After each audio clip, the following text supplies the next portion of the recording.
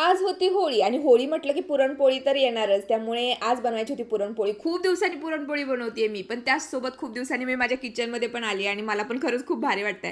तर पुरणपोळी बनवण्यासाठी डाळ मी इकडे शिजत घातली. मी डायरेक्ट कुकरमध्येच डाळ शिजायला घालत असते आणि त्याचसोबत बाकीची तयारी पण करायला घेतली होती.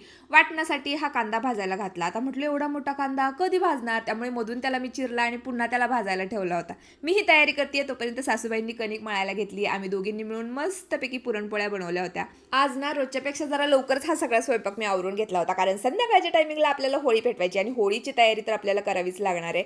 तर होळीसाठी कोणकोणत्या गोष्टी लागतात त्याच आणायच्या होत्या आणि होळीमध्ये लावतात ही एरंड्याची फांदी, तर तीच आणण्यासाठी शेतात गेलेली आणि त्याचसोबत आपल्याला खूप साऱ्या गौऱ्या पण लागणार आहेत. मी विचार करून ठेवला होता की गौऱ्या लावायच्या, पण लावायच्या तर माझ्याकडून राहूनच गेल्या. पण सासूबाई म्हणाल्या की मी लावून ठेवल्यात ना तिथे, जा त्याच घेऊन ये. तर सगळी होळीसाठी लागणाऱ्या गोष्टी मी घेऊन आले.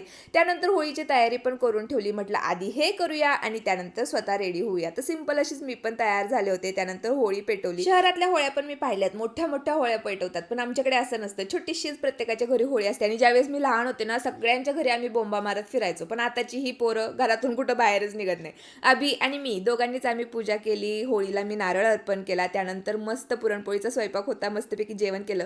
दुसऱ्या दिवशी होतं धुलीवंदन. आता आमच्याकडे धुलीवंदन काही सेलिब्रेट करत नाहीत, पण ही पोरं खेळतायत आता. आणि त्याचसोबत तुळशीबागेत मी काय काय शॉपिंग केली याचा लॉंग व्हिडिओ सुद्धा मी तुमच्यासोबत शेअर केला आहे. चला.